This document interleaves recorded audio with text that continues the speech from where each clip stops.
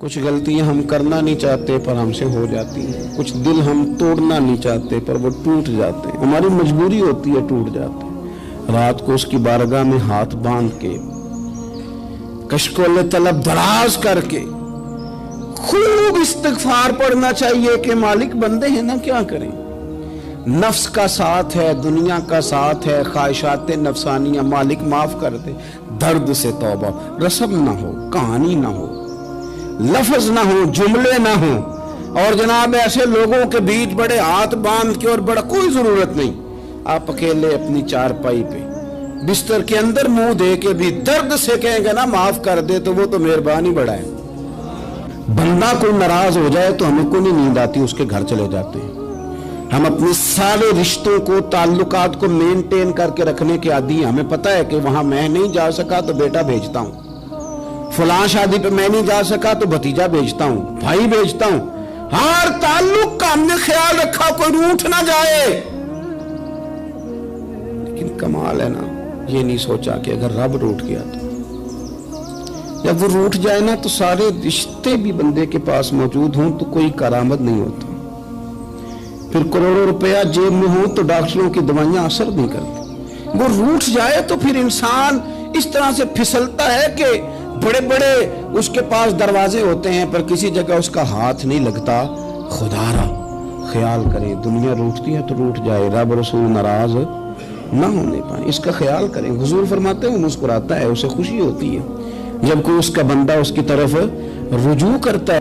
آپ دیکھیں نا، سارے ڈاکٹروں نے کہہ دیا کہ اس کے تو گردے، معدہ، جگر ہر چیز ختم ہے، گھر لے جاؤ، خدمت کرو، ہر طرف پریشانی ہے۔ وہ بندہ بھی سمجھ گیا ہے کہ آخری وقت آ گیا، کل جاؤں پرسوں جاؤں، تیاری ہو گئی، سب لوگ آ گئے، باہر والے بھی آ گئے، یہ ماحول ایک عجیب رنگ اختیار کر گیا۔ اچانک ایک ڈاکٹر نے آ کے کہا نہیں غلطی لگ گئی تھی۔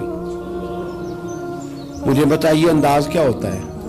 بغیر دوائی کے بندہ اٹھ کے کھڑا نہیں ہو جاتا، میں تو بچ گیا ہوں۔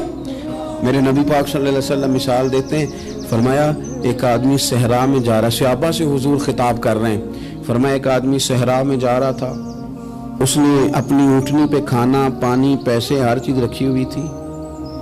صحرا تھا بہت بڑا، درمیان صحرا کے گیا تو تھوڑا سا سستانے کے لیے، آرام کرنے کے لیے اونٹنی سے نیچے اترا۔ اب اس نے اونٹنی کی لگام، اونٹنی کی نکیل اپنے سرہانے کے نیچے رکھی، ہاتھ کے ساتھ پکڑی اور سو گیا۔ تھوڑی ہی دیر کے بعد جب اس کی آنکھ کھلی تو دیکھا اونٹنی غائب ہے۔ صحرا میں وہ پیدل نہ آگے جا سکتا ہے، نہ پیچھے جا سکتا ہے، نہ دائیں نہ بائیں، کھانے کو روٹی نہیں، پینے کو پانی کا قطرہ نہیں، تھوڑا ادھر بھاگا ادھر بھاگا، تھک گیا۔ کریم محبوب فرماتے ہیں وہ پوری طرح نڈھال ہو گیا اور مایوس ہو گیا، معاذ اللہ، مایوس ہو کے دوبارہ اسی جگہ آ کے لیٹ گیا جہاں پہلے لیٹا تھا، انتظار کرنے لگا کہ اب موت ہی آئے گی، آخری وقت ہے، اب نہ میں پیدل یہ صحرا کراس کر سکتا ہوں، نہ پیچھے جا سکتا ہوں، نہ کھانا ہے نہ پانی ہے، سوائے موت کے کوئی سہارا نہیں۔ حضور فرماتے ہیں وہ رستے میں دوبارہ لیٹ گیا، اچانک اس نے رخ بدلا تو اونٹنی سامنے کھڑی تھی۔ حضور نے صحابہ سے پوچھا بتاؤ نا اسے بھلا کتنی کو خوشی ہوگی؟ یا رسول اللہ جسے نئی زندگی مل گئی ہے۔ نبی پاک صلی اللہ علیہ وسلم فرمانے لگے اس کی اونٹنی مل گئی، بتاؤ بھلا اسے کتنی خوشی ہوگی؟ یا رسول اللہ وہ تو دوبارہ دنیا میں آ گیا۔ حضور فرمانے لگے اسے کچھ بھی خوشی نہیں ہوئی۔ جب کوئی رب کا گناہگار بندہ آ کے توبہ کرتا ہے، رب کو اس سے کئی گنا زیادہ خوشی ہوتی ہے۔ میرا بندہ آ گیا ہے، میرا بندہ آ گیا ہے، میرے گھر آ گیا۔ اس نے آنسو بہائے ہیں، اس نے کہا اللہ میں تیرا ہی رزق کھاتا ہوں، تیری ہی زمین پہ رہتا ہوں، تیرے نام سے میری سانسیں چلتی ہیں۔ وہ آ گیا، فرمایا اس اونٹنی والے سے زیادہ رب کو خوشی ہوتی ہے جب گناہگار آ کے توبہ کرتا ہے۔ گناہگاروں کے آنسو اس کی بارگاہ میں بڑے مقبول ہیں، لیکن ہم رسم ادا کرتے ہیں، توبہ نہیں کرتے۔ ہم اپنے آپ کے ساتھ دھوکہ کرتے ہیں، جھوٹ بولتے ہیں۔ ہم نہ گناہگاروں پر بھی فتویٰ دینے میں جلدی کرتے ہیں اور نیکی پر بشارت دینے میں بھی جلدی کرتے ہیں، حالانکہ یہ ہماری ذمہ داری نہیں۔ پتہ نہیں اللہ تعالیٰ کس کو کب توفیق توبہ دے کے اپنے قریب کر لے، لیکن بڑی جلدی ہے۔ बड़ी जल्दी फतवा देने में। और ये फतवा सिर्फ मुफ्तियों का नहीं रह गया, ये मेरी तरह के आपकी तरह के ढेरों में होगा जिन्होंने जेब में फतवे डाले हुए। भाई आपने क्यों जिम्मेदारी ले ली है जन्नत में दाखिल करने की और निकालने की? ये तो मेरे रब करीम का करम है, वो जिसको चाहे जब चाहे जितना चाहे अता करे। लेकिन कुछ लोग ना बड़े पक्के हो गए हैं कि शायद जो मैं सोच रहा हूं वही दुरुस्त है। कभी कभी कुछ चीजें अजीब भी होती हैं, लिहाजा खुदा की रहमत पर भरोसा करके बात करनी चाहिए, अपनी मर्जी के फतवे नहीं दागने चाहिए। वो देखो जी फलाना बंदा यूं कर रहा है, आपको पता ही नहीं पूरी बात का, आपको इल्म ही नहीं पूरी बात का। हजरत बाउलक नक्शबंद बुखारी रहमतुल्लाह अलैह फरमाते मैं हज करने गया तो वहां मैंने एक आदमी को करोड़ों का कारोबार करते देखा, तो मेरे दिल में ख्याल है यहां भी अल्लाह अल्लाह करनी चाहिए थी, दुनियादारी कर रहा है। लेकिन फरमाते हैं हज से फारिग हुए तो मैंने देखा वही बंदा सारा कुछ रब की बारगाह में खैरात कर रहा है, और सैकड़ों गरीब हाजी हैं जिनको पूरे पूरे खर्चे दे रहा है। तो मैंने वही अपनी सोच से तौबा की कि मैं कहाँ था। बड़ी जल्दी खड़े ना हो जाएं। हजरत हसन बसरी रहमतुल्लाह ताला अलैह इरशाद फरमाते हैं कि मैं दरिया के किनारे गया तो वहां मैंने एक शख्स को देखा, वो अपनी एक खातून की गोद में सर रख के बैठा और करीब एक बोतल भी पड़ी है। मेरे दिल में माज अल्लाह ख्याल आया कि देखो किस अंदाज में एक औरत के साथ ये है और पास बोतल भी पड़ी है, जाने शराब है। कहते मैं सोच ही रहा था कि अचानक की कश्ती आ रही थी दरिया में, वो हिचको लेखा है, कश्ती में 4-5 लोग थे, वो दरिया में डूबने लगे।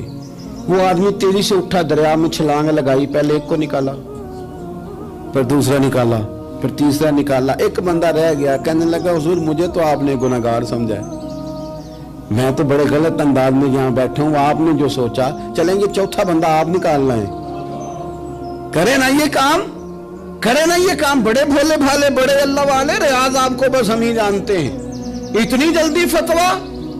हजरत हसन बसरी फरमाते हैं मैं पशेमान हुआ, मैंने कहा मुझे तैरना नहीं आता, तू देर ना कर, चौथा डूब ना जाए। फिर तो उसने छलांग लगाई, चौथा भी निकाल लाया और कहने लगे हजरत आपने जल्दी की सोचने में, ये बीबी मेरी माँ है और ये सिरके की बोतल है। हम माँ बेटे का ये मशगला है कि ये वो जगह है जहाँ आके लोग मुसाफिर उतरते हैं और यहाँ से किसी का घर 100 मील है, किसी का 200 मील है। हम सुबह सिरका खजूरें रोटियां लेके यहाँ आते हैं, मुसाफिरों की नौकरी करते हैं, कोई परेशान हो तो मदद करते हैं। हजरत ख्वाजा हसन बसरी फरमाते हैं मैंने माफी मांगी, उनसे भी मांगी, रब से भी मांगी। उन्होंने मांग ली ना, बुजुर्ग थे, पर हमको नहीं तैयार मांगने को। हम हर वक्त बदगुमानियां, वो फलाना फलाने जुर्म करता था, मैं उसे अब कैसे नेक मान लूं? भाई अब वो नमाजी है, खुदा के घर आता जाता है, अब अल्लाह की बारगाह में हाजिर होता है। जब रब ने माफ कर दिया तू भी सोच बदल जा। सुने हुजूर क्या फरमाते हैं, नबी पाक साहिब वलाक सल्लल्लाहु तआला अलैहि वसल्लम फरमाते हैं, मुस्नद इमाम अहमद बिन हंबल देखिए, फरमाया रब उस वक्त बड़ा ही मुस्कुराएगा जब कातिल भी जन्नत में जाएगा, मकतूल भी जन्नत में जाएगा। या रसूलल्लाह मकतूल तो गया, ये कातिल कैसे चला गया? हुजूर फरमाते हैं जाएगा, और जाएगा और रब मुस्कुराएगा जो उसकी शान के लायक है। या रसूलल्लाह किस तरह?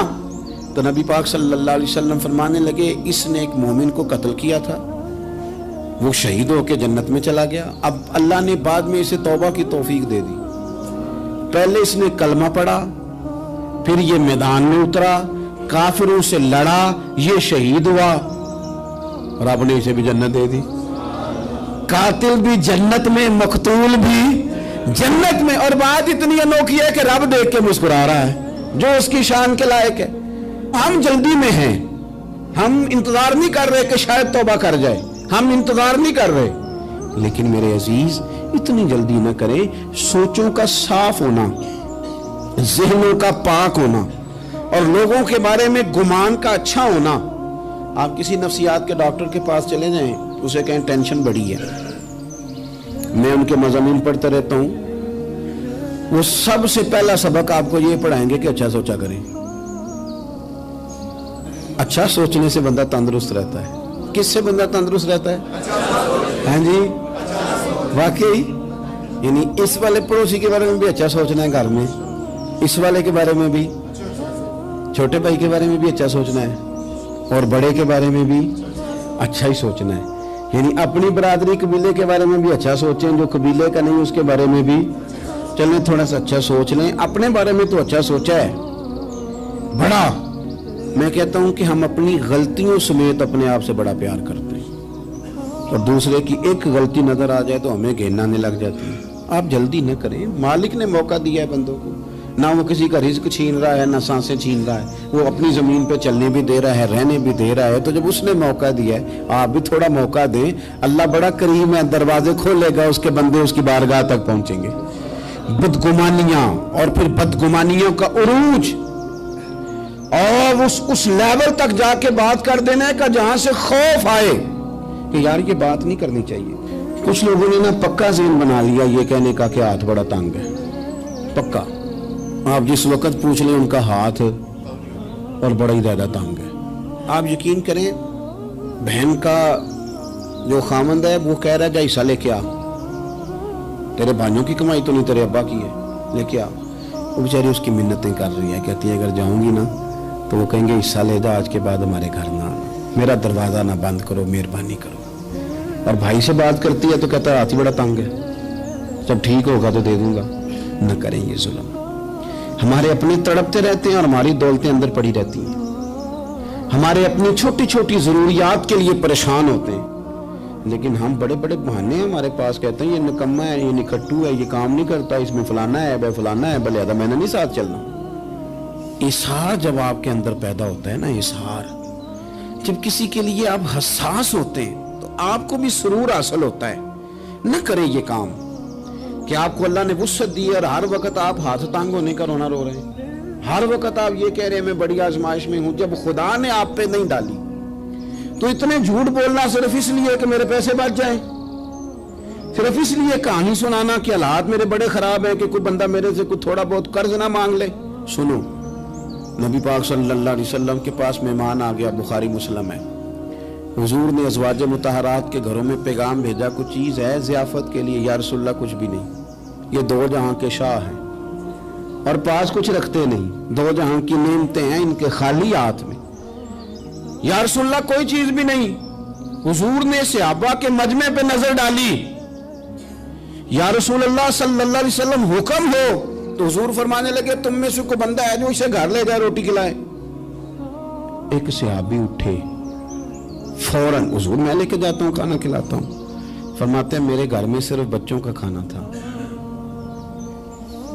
یہ نہیں کہ فریزر بھرا ہوا ہے نعمتوں سے, صرف بچوں کا کھانا. یہ نہیں کہ کسی کو دیکھ کے اپنی ہنڈیا پہ برتن دے لیا, صرف بچوں کا کھانا. کہتے ہیں گھر گیا, بیوی سے کہا کیا کیفیت ہے؟ کہنے لگی بچوں کی روٹی ہے. میں نے کہا بچے سلا دے, صبح ناشتہ کر لیں گے. تو کہنے لگی آپ کیا کھائیں گے؟ تو میں نے کہا نہ میں کھاؤں گا نہ تم کھائے گی, مہمان جو نبی پاک کا ہے. کہا اچھا, اب ذرا تجویز دیکھو میاں بیوی کی سوجھی آپس میں. کہتے ہیں کھانا لگا دینا کیونکہ ایک آدھ بندے کا کھانا ہے. اپنی غربتوں کا ہر جگہ اظہار کرنا, رونا رونا. یہ دیکھو غربت کیسے چھپائی جا رہی. اس کو کہا نہیں کہ چل تو تھوڑا رحم کھا, تو آیا ہے تو تھوڑا رحم کھا, یہ نہیں کہا. کہا اٹھ کے نا تو کھانا رکھنا اور اٹھ کے نا چراغ ٹھیک کرنے کے بہانے بجھا دینا. ہم دنیا والوں کے سامنے کیوں اپنے دکھ بیان کریں؟ ہم جو کہیں گے رب رسول کی بارگاہ میں کہیں گے. تو نا چراغ ٹھیک کرنے کے بہانے. اہلیہ اٹھی, کھانا دینے کے بعد چراغ ٹھیک کرنے کے بہانے بجھا دیا. خامد بھی ہاتھ چلاتے رہے, بیوی کبھی برتن رکھتی کبھی اٹھاتی, پتہ چلے کہ کھانا کھا رہے ہیں. کھانا کھایا جا رہا ہے. کہتے ہیں مہمان پیٹ بھر کے کھانا کھا گیا. یہ کام ہوا رات کے اندھیرے میں, اس وقت ہوا جب چراغ بھی بند تھا, اس وقت ہوا جب کوئی دیکھنے والا نہیں تھا, کسی پڑوسی کو بھی خبر نہیں تھی.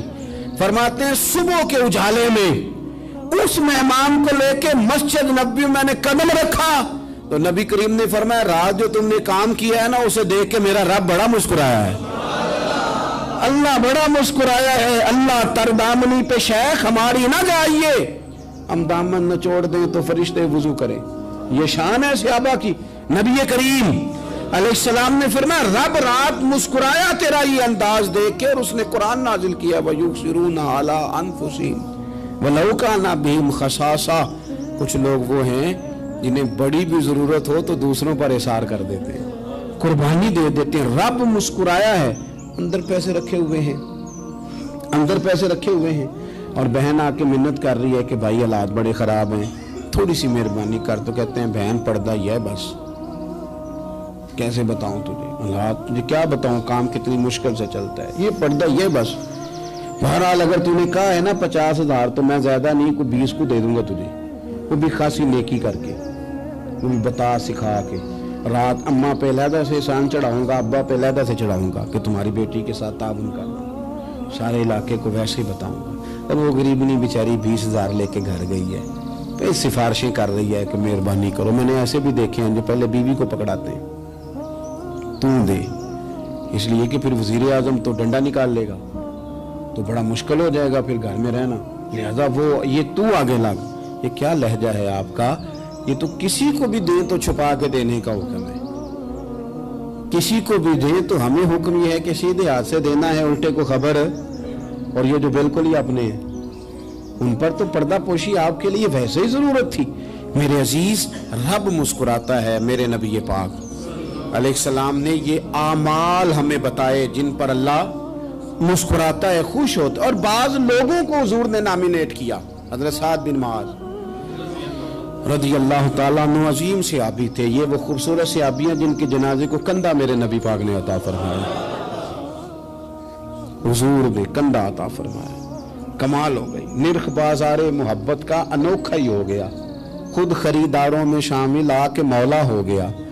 हुजूर ने कंधा दिया। हज़रत साद बिन मुआज़ रज़ी अल्लाह ताला अन्हु का जब जनाजा उठा, उनकी वालदा रो पड़ी, बड़े दर्द से रोई, माँ थी ना।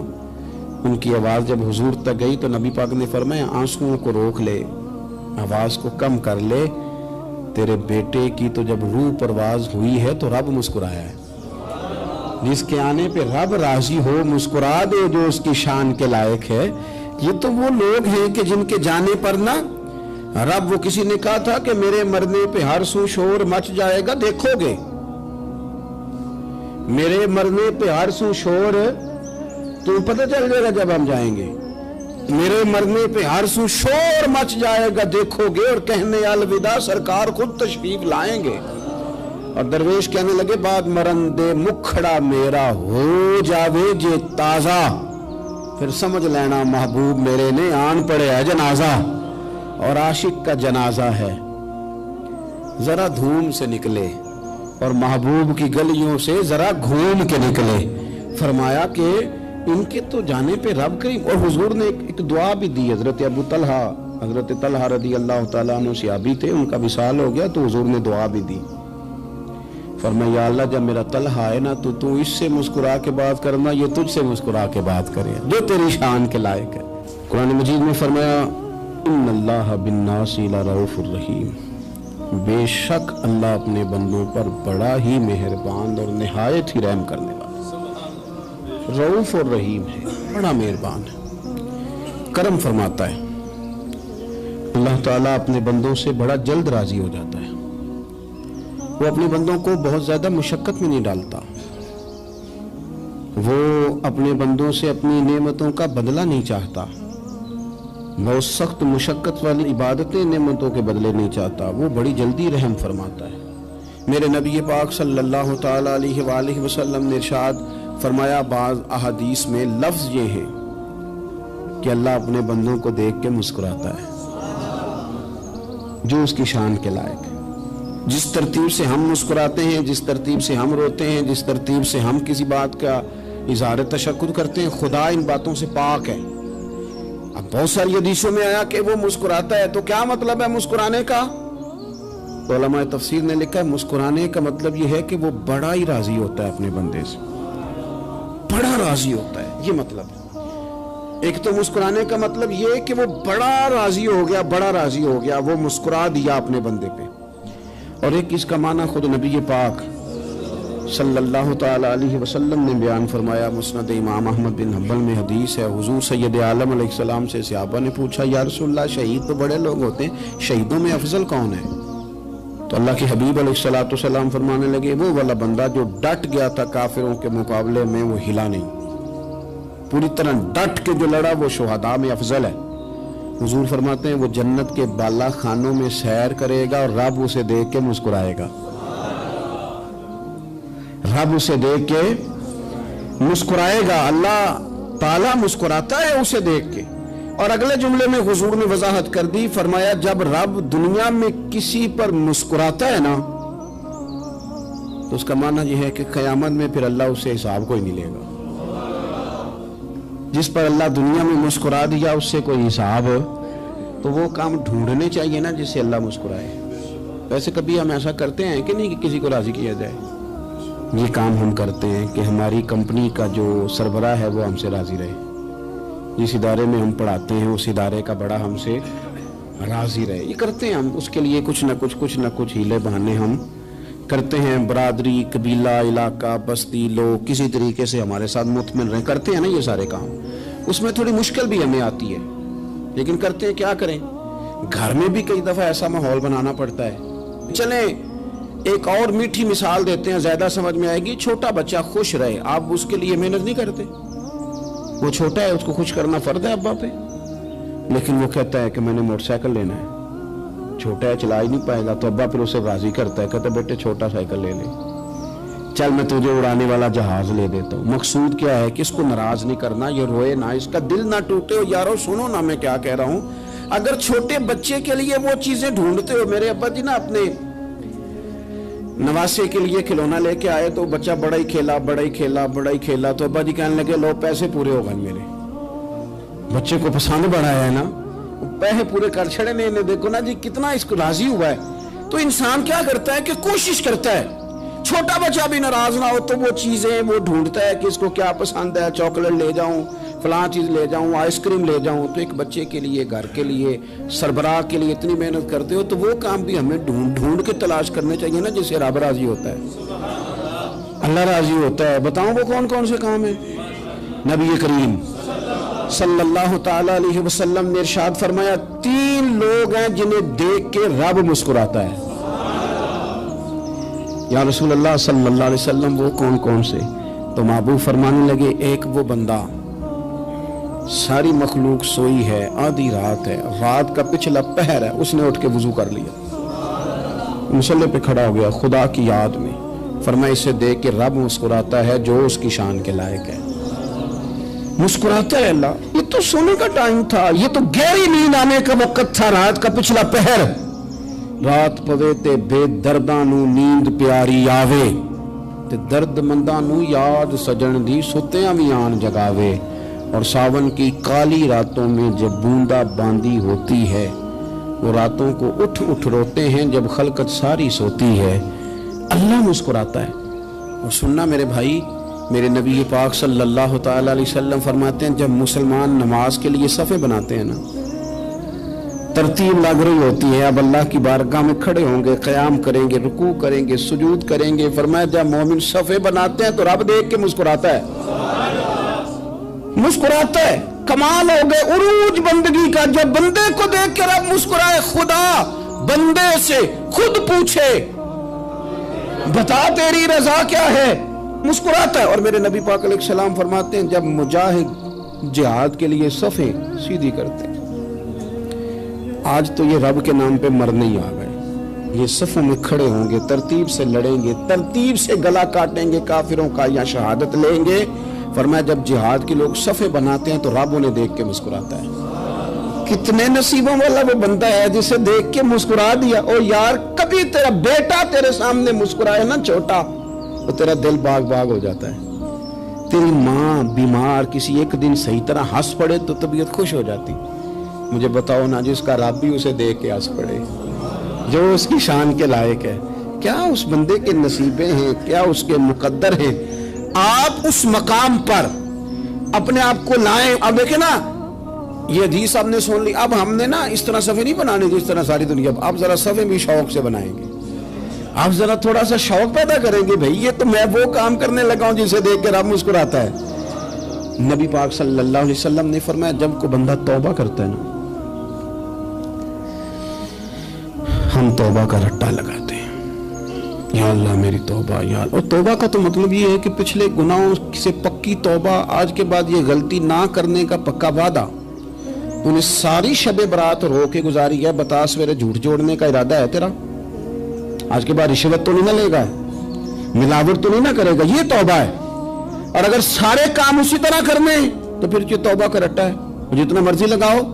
हजरत अली बिन रबिया रदी अल्लाह ताला अन्हु फरमाते, मैं मौला अली के साथ था, मकाम हर्रा की तरफ जा रहे थे, हजरत अली ने हाथ उठा के दुआ मांगी हमारी तालीम के लिए, वरना हजरत अली हम सहाबा को महफूज अनिल खता तो मानते हैं ना। हाथ उठा के कहा, ऐ अल्लाह हमारे गुनाह बख्श दे, तेरे अलावा कोई माफ करने वाला नहीं। और फिर हजरत अली आसमान की तरफ देखा और देख के ना हजरत अली बिन रबिया को तो मुस्कुराए। हजरत अली बिन रबिया कहने लगे, हुजूर मुस्कुराए क्यों हो? फरमाने लगे, एक दिन मैं हुजूर के साथ इसी तरह आया था, इसी तरह हुजूर ने दुआ फरमाई थी हमारी तालीम के लिए, और फिर हुजूर मुझे देख के मुस्कुराए थे और फरमाया, जब कोई बंदा रब की बारगाह में इस तरह इस्तिगफार करता है तो रब मुस्कुराता है और मुस्कुरा के फरमाता, देख लो मेरे बंदों को पता है कि मेरे अलावा माफ करने वाला कोई नहीं, इन्हें पता है, तुम उसकी बारगाह में रुजू तो लाओ, आओ तो सही दो आंसू लेकर। इकबाल कहते हैं कि असीर दुश्मन की चाह में भी, मुखालिफों की निगाह में भी, अमी है, सादिक है, मोतबर है, मेरा पैगंबर अजीम तर है। नबी पाक सल्लल्लाहु अलैहि वसल्लम तशरीफ लाए, उन्होंने कहा जी आप जो फैसला भी करें कबूल है, आप बता दें कौन सा कबीला हजर अस्वद उठा के, बाकी खाना काबा की तामीर मुकम्मल होगी, हजर अस्वद कौन सा कबीला लगाए, पहले तय कर लिया था जो हुजूर फैसला करेंगे सबको कबूल होगा। अब अगर हुजूर एक के हक में फैसला कर देते तो तैयार थे ना बाकी कबूल कर दी। अब वो सारे कबीले नजरें हुजूर पे लगाए, नतीजा निकलना है, ये समझ ले पास फेल का नहीं, फर्स्ट सेकंड का नतीजा है। किसको शहादत मिलती? ई शहादत बजोरे बाजू नेज किसको मिलती है? कुर्बान जाऊं हुजूर की हिकमत पर, नबी पाक के तदब्बर पर। अब एक को भी अगर हुजूर कहते तो लगा दे तो बाकी वादा कर चुके थे मानेंगे, पर यार परेशानी तो होती है ना कि हम सेकंड आ गए, थर्ड आ गए।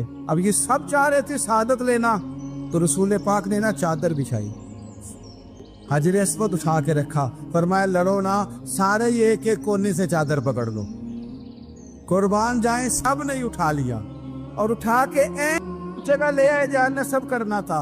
हुजूर ने अपने दस्ते मुबारक से पकड़ा, वहां लगा दिया। अब कोई सब से पूछता ना किसने लगाया है, तो सब यही समझते थे हम नहीं लगाया है, और आखिरी फैसला ये था हम सब नहीं लगाया है। ये हिकमत है रसूल पाक की। तेरे आगे है यूं दबे लचे फुसा अरब के बड़े बड़े, कोई जाने मुंह में जुबान नहीं बल्कि जिस्म में जान नहीं। नबी पाक अलैहिस्सलाम ने फरमाया, जो नमाज तुम अपने घर के अंदर पढ़ोगे, एक नमाज का अल्लाह तुम्हें सवाब देगा, जमात के साथ पढ़ोगे तो 27 नमाजों का सवाब। लेकिन फरमाया वही नमाज अगर तुम मेरी मस्जिद नबी में आके पढ़ोगे तो अल्लाह 50,000 नमाजों का सवाब अता करेगा, 50,000 नमाजों का। और मदीने वाले हबीब फरमाने लगे, वही नमाज अगर तुमने बैतुल्लाह में आके पढ़ी तो नमाज एक होगी, लेकिन रब तुम्हें 1,00,000 नमाज का सवाब अता फरमाए। अब ये फजीलत हुजूर ने बयान की, फजीलत देखें, अल्लाह ताला की रहमतें हर जगह बरसती, यहाँ कब बरसेंगी हमें कोई पता नहीं, तकरीर के वक़्त, खुतबे के वक़्त, नमाज के वक़्त, दुआ कब बरसेंगी नहीं पता। लेकिन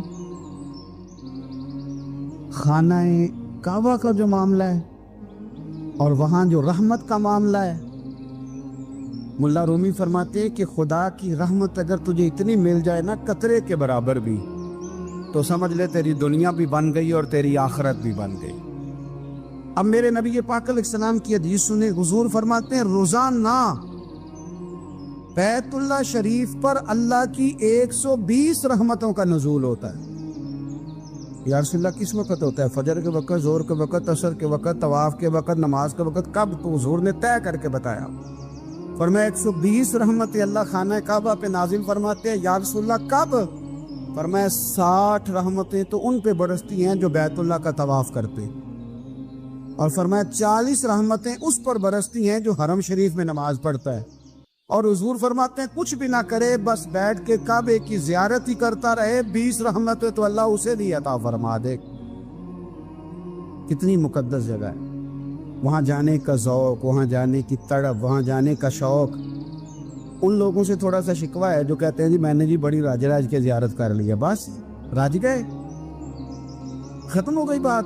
سنو، نبی پاک علیہ السلام نے 53 سال حیات ظاہرہ کے وہاں گزارے، 53 سال، لیکن جناب صدیق اکبر رضی اللہ تعالیٰ عنہ فرماتے ہیں قربان جاؤں، جس رات میرے کریم محبوب علیہ السلام ہجرت کی رات مکہ مکرمہ سے نکل رہے تھے تو حضور پلٹ پلٹ کے بیت اللہ کو دیکھتے، حضور پلٹ پلٹ کے دیکھتے تھے، اور پھر میرے محبوب کریم علیہ السلام نے پلٹ کے کعبے کی طرف دیکھ کے فرمایا بیت اللہ تو مجھے بڑا ہی پیارا ہے، تو مجھے بڑا ہی پیارا ہے، اے شہر مکہ تو مجھے بڑا ہی پیارا ہے۔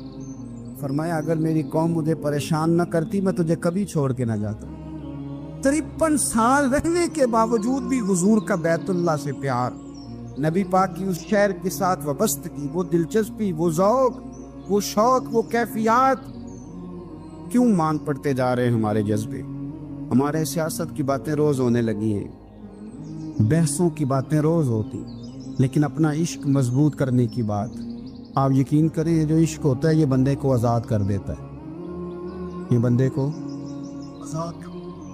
عشق آزاد کر دیتا ہے۔ اعلیٰ حضرت فرماتے ہیں اے عشق تیرے صدقے جلنے سے چھٹے سستے، جو آگ بجھا دے گی وہ آگ لگائی ہے۔ اور علامہ اقبال کہنے لگے، اقبال سمجھاتے ہیں، وہ کہتے ہیں بجھی عشق کی آگ اندھیر ہے، اب مسلمان نہیں اب خاک کا ڈھیر ہے۔ کہتے ہیں بغیر عشق کے نا کوئی کام بھی، نماز بھی بغیر عشق کے پڑھی جاتی ہے تو کوئی مزہ ہی نہیں دیتی، بندے کہتے ہیں دل ہی نہیں لگتا، پیری مریدی ہے بغیر عشق کے ایسی رسم ہی ہے، ٹھیک ہے گزارا چل رہا ہے، قرآن شریف کی تلاوت ہے تو بغیر عشق کے کیسے کیفیات چلیں گی؟ اللہ رسول کے ساتھ پیار ہے تو کوئی دلچسپی نہیں، کوئی شوق نہیں، کوئی کیفیت۔ آپ یقین کریں کچھ بندوں پہ بندے کو تڑپ آ جاتی ہے، شوق آ جاتا ہے، یار یہ اس کو کیسے نکالیں، یہ کس طرح کا پیار کرتے ہیں، آ کے بیٹھا رہتا ہے، چپ کر کے بیٹھا رہتا ہے، کہتا ہے جی کوئی کام نہیں بس 10 منٹ ملنا ہے، بندے کو اس بندے پر ویسے ہی پیار آ جاتا ہے۔ کچھ ایسے سنگی ہوتے ہیں جو آستانوں پہ 10 چکر لگا کے آتے، شکوہ نہیں کرتے کہ میں 100 دفعہ بھی آیا ہوں فلانے حضرت ملے نہیں، وہ وارفتگی ہے، وہ شوق ہے ہمارا۔ جب تک اللہ رسول کے ساتھ رشتہ عشق کا تھا، پیار کا تھا، ذوق کا تھا، درد کا تھا، خلوص کا تھا، آپ یقین کریں طبیعتیں جمی ہوئی تھی۔ نبی پاک نے نا ہمیں تکلیف میں رہ کے پیار کرنے کا درس دیا۔ بخاری مسلم میں حدیث ہے، حضور اپنے مدینے کی شان بیان کرنے لگے، حضور فرمانے لگے، محبوب فرماتے ہیں یمن فتح ہوگا تو وہاں کھیت اچھے ہوں گے، کھلیان اچھے ہوں گے، کاروبار اچھے ہوں گے، تو کچھ لوگ مدینے والے وہاں جا کے رہنے لگ جائیں گے، آباد ہو جائیں گے، لیکن حضور فرماتے المدینہ تو خیر لہم لو کانوا یعلمون۔ بات کو سمجھنا، فرمایا کہ وہاں کھیت کھلیان اچھے ہیں، ان کا کاروبار وہاں زیادہ چلے گا، لیکن رسول کریم نے فرمایا مدینہ ہی ان کے لیے بہتر تھا، کاش وہ اس بات کو جان لیتے۔ فرمایا پھر عراق فتح ہوگا تو وہاں بھی کچھ لوگ چلے جائیں گے، کاروبار ان کا اچھا چل جائے گا، وہاں رہنے لگیں گے، لیکن فرمایا المدینہ تو خیر لہم لو کانوا یعلمون، فرمایا مدینہ ہی ان کے لیے بہتر تھا، کاش وہ سمجھ لیتے۔ اور میرے نبی پاک علیہ السلام نے فرمایا جو مدینے میں ڈٹے رہیں گے اور مدینے کی تکلیفوں پر صبر کریں گے، اذیتوں پر صبر کریں گے، فرمایا اگر وہ گناہگار ہوں گے مدینے میں رہنے والے تو میں قیامت میں ان کی سفارش کروں گا، اور اگر نیکوکار ہوں گے تو میں اللہ کی بارگاہ میں ان کی نیکیوں پر گواہ بن جاؤں گا، گویا میں ان کے ساتھ رہوں گا۔ مدینے کے ساتھ نبی پاک کی جو محبت ہے، حضور کا جو پیار ہے، جس رات میرے نبی پاک صلی اللہ علیہ وسلم مکہ مکرمہ سے نکل رہے تھے نا مدینہ طیبہ جانے کے لیے، تو حضور نے دعا فرمائی، کہا اے اللہ تو نے مجھے اس شہر سے نکالا جو مجھے بڑا ہی پیارا تھا، اے اللہ یہاں بڑی یادیں تھیں، بڑا پیار تھا، تو نے وہاں سے نکالا جو مجھے بڑا پیارا تھا، اے اللہ اب تو مجھے اس شہر میں داخل فرما جو تجھے بڑا پیارا ہے، وہاں داخل فرما جو تجھے بڑا پیارا ہے۔ مدینہ طیبہ کے لیے نبی پاک نے دعا فرمائی، کہا اے اللہ تیرے نبی ابراہیم علیہ السلام نے مکے کے لیے دعا کی تھی، میں مدینے کے لیے دعا کر، اللہ مدینے میں دگنی برکت عطا فرما۔ اللہ کے محبوب علیہ السلام کی خاص دلچسپیاں مدینہ طیبہ کے ساتھ، مدینے والوں نے نہ حکمرانی نہیں کی، تو حضور نے پہلے کہہ دیا تھا خلیفہ قریش میں سے ہوگا، لیکن حکمرانی نہیں کی، غلامی کی، مدینے والوں نے نبی پاک کے دروازے کی گدائی کی، مدینے والے ہر میدان میں حضور کے سامنے کھڑے ہوئے دشمن کے مقابلے میں، مدینے والوں نے پیار کیا۔ اس لیے میرے نبی پاک علیہ الصلوۃ والسلام نے فرمایا اگر لوگوں کے دو گروہ ہو گئے، دو لائنوں میں لوگ چلنے لگے، ایک لائن ادھر چل رہی ہے ایک ادھر چل رہی ہے، تو حضور فرماتے ہیں میں تو اس لائن میں چلوں گا، اس قطار میں چلوں گا جس میں مدینے کے لوگ چل رہے ہوں۔ انصار مدینہ کے ساتھ حضور کا پیار، اس شہر کے ساتھ حضور کی دلچسپیاں، پیار دیکھیں نا، بندہ جب اپنے گھر واپس لوٹ کے آتا ہے تو شوق ہوتا ہے ذرا جلدی سے نا گھر پہنچ جاؤں، ذرا تھوڑا جلدی چلا جاؤں۔ کئی سفر سے آئے، صحابہ فرماتے ہیں کہ جب نبی پاک کسی جنگ سے، جہاد سے، سفر سے لوٹتے، مدینے کی عمارتیں نظر آتی تو گھوڑا تیز کر لیتے، اپنے اندر نا یہ ذوق پیدا کریں، یہ پیار پیدا کریں۔ آپ یقین کریں کوئی ٹھنڈے ٹھنڈے مسلمان، وہ کوئی کیفیت نہیں، صبح سے شام تک میں دوستوں سے کہا کرتا ہوں الحمدللہ کبھی ایک آیت پڑھ لینا قرآن پاک کی ترجمہ و تفسیر کے ساتھ تو سارا دن وہ گھومتی رہتی ہے دماغ میں، رات کو اس کا ذائقہ رہتا ہے روح میں۔ تو جب میں اور آپ سارا دن پڑھیں، سیاست کریں، سیاست سنائیں، کہانیاں کریں، غیبتیں، پھر دماغ میں الٹے سیدھے خیالات ہی آنے ہیں۔ تو اگر صبح اٹھتے ہی سب سے پہلے مدینے والے کی ایک نعت سنی جائے اور شام کو سوتے وقت بھی ایک نعت سنی جائے، ایک نعت نعمتیں بانٹتا جس سمت وہ ذیشان گیا، اس طرف منشی رحمت کا قلم دان گیا، تجھے جانا تجھے مانا نہ رکھا غیر سے کام، للہ الحمد میں دنیا سے مسلمان گیا۔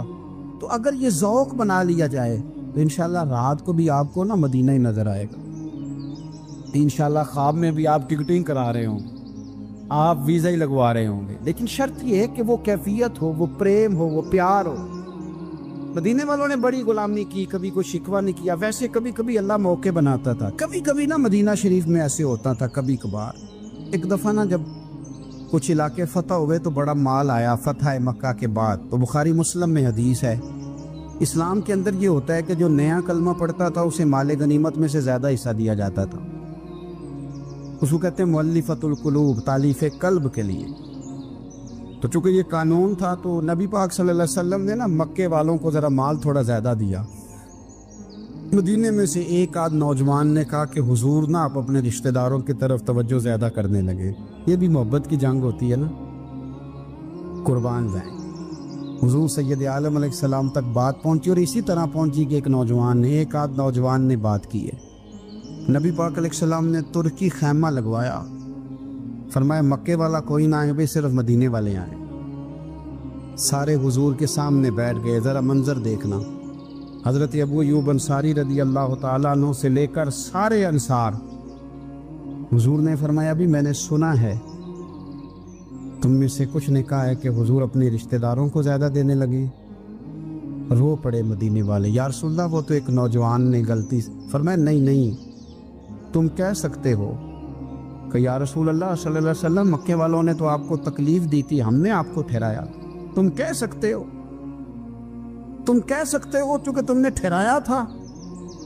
مدینے والے رونے لگے کہ یا رسول اللہ ہم کون ہوتے ہیں ٹھہرانے والے، وہ تو آپ آئے، اللہ نے مدینے کو شان عطا کر دی۔ میرے محبوب نے فرمایا تم کہو نا کہ یا رسول اللہ مکے والے تو بدر میں تلواریں لے کے آ گئے تھے، ہم تھے جنہوں نے سینے پیش کیے تھے۔ وہ رو رہے ہیں، نہیں حضور ایسا تو نہیں ہے، وہ تو آپ نے مہربانی کی تو بدر میں ہم میں سے کچھ شہید ہو گئے، کچھ غازی بن گئے کی برکت سے۔ حضور نے فرمایا تم کہو کہ احد کے میدان میں انہوں نے پتھر مارے تھے، ہم نے سینہ پیش کیا تھا۔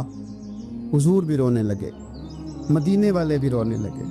نبی کریم نے فرمایا تم کہو کہ جانے ہم نے قربان کی، تم کہو کہ حضور ایک قربانیاں ہم نے دی، کہہ سکتے ہو تم نے دی ہیں، ہمارا حق بنتا ہے کہو۔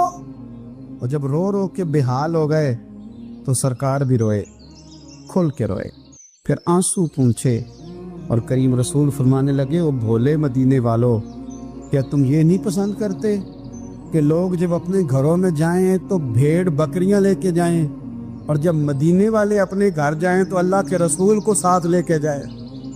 تم یہ نہیں پسند کرتے کہ تمہارے ساتھ میں جاؤں؟ یہ نہیں تمہارا شوق؟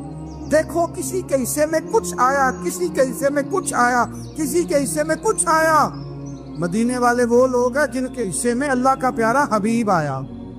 تمہیں رسول کریم ملے، تم کتنے خوش بخت ہو، کتنے خوش نصیب ہو، تمہیں نبی پاک کا ساتھ ملا۔ حضور ہے، یہ ہے ارض جنت، یہ طیبہ کی زمین ہے، جنت بھی یہیں اور مال کے جنت بھی